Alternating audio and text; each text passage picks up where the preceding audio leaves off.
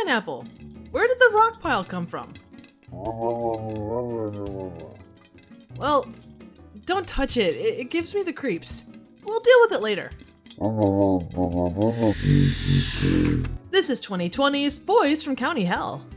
After committing a severe violation of Irish tea law by adding blood before milk and sugar, this couple is promptly punished.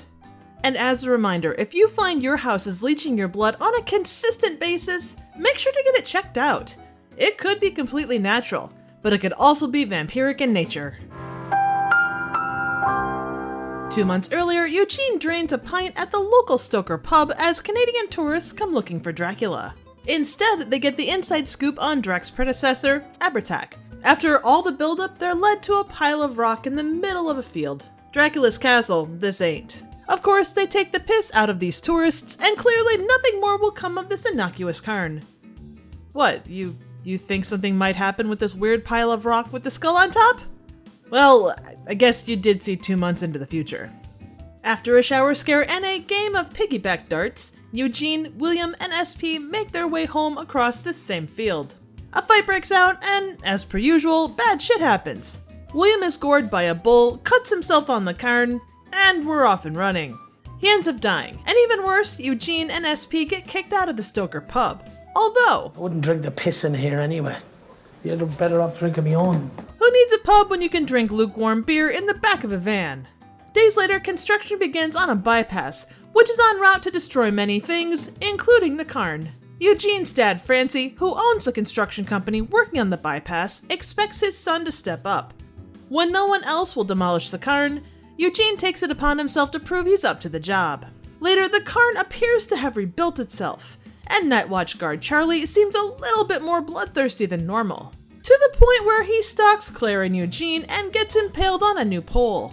The crazy asshole takes a licking and keeps on ticking despite the fact his heart is no longer attached to his body. Francie claims drugs. That doesn't look like drugs. Eugene claims vampire. When he burnt up when the pole went through his heart. And people are generally confused. Oh, come on, what are we supposed to do? Claire takes initiative and buries him under the cairn stone, which finally stops Charlie, but starts a much larger issue. It turns out Abhartach is very real. Fuck this, I'm out! And about to emerge. They retreat to safety and are met with a fair question. You boys been sniffing diesel fumes? Their sanctuary belongs to William's father, who is also a local mortician with a big secret. Eugene discovers William is a vampire and being held in a red room. Oh my god. After some rather shocked reactions, How about a cup of tea? George explains what he discovered about these particular vamps, They get turned by the stones from Abhartach's grave. and Francie consoles the bereaved father. You're alright, Tringa. You're alright. They try to figure out how to put William to rest by looking through Dracula. But it's all kinda useless. What about decapitation? He's hardly gonna grow a new fucking head, is he? After a failed beheading, William is taken out by a sheep carcass and a nail gun. The lads share a beer while burying their undead friend, and discuss how to take out Abhartach, who is drinking the town dry faster than a cheap drunk on a Friday night. Abhartach's lair is discovered because Eugene can relate to his circumstances. If I've been in the ground that long, I just want to sit in the house and drink as well. A fight ensues and Francie saves Eugene by cold-cocking him. He removes Abhartach's head while using a great catchphrase. Thanks, bit of fuck. The vamp gets his revenge but suffers the agony of defeat by getting stoned.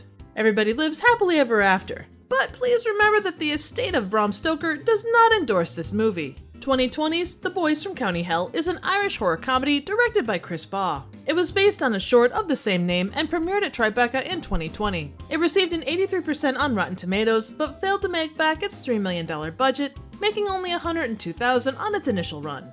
Baugh wrote the script in just 5 days after he visited Bram Stoker's grave in London. Stoker and by extension Dracula are discussed extensively across this movie, mostly in a cheeky way. Fuck Dracula. Pillaged our legend and used it to... Write the greatest horror novel of all time. That included ways of killing a vampire that wasn't Dracula, as well as the notion of sunlight killing vamps, which was based off the 1922 movie Nosferatu. The biggest thing that's repeated is that Stoker based at least part of Dracula's story on the tales of Irish vampire Abhartach. It's quite a sticking point across the movie and continues to drive real-life debate to this day. The Boys from County Hell was suggested to me by fellow reviewer Jake Anders, and I had a lot of fun with it. It's a cheeky, fresh take on vampire lore in a way that only the Irish can do. I love myths and legends, and if this movie has done nothing else, it makes me want to look more into Irish lore.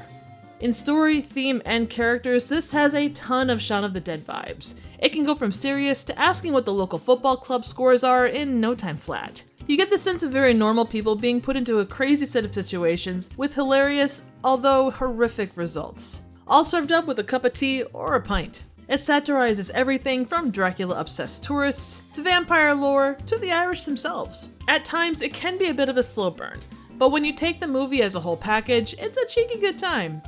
If you're a fan of vampire movies, or Irish movies, or both, this is definitely one to check out. So what do you think? Suggestions for movies, trivial questions, comments, ratings, and a good pint at Stoker's Pub would be appreciated. Thank you so very much for watching.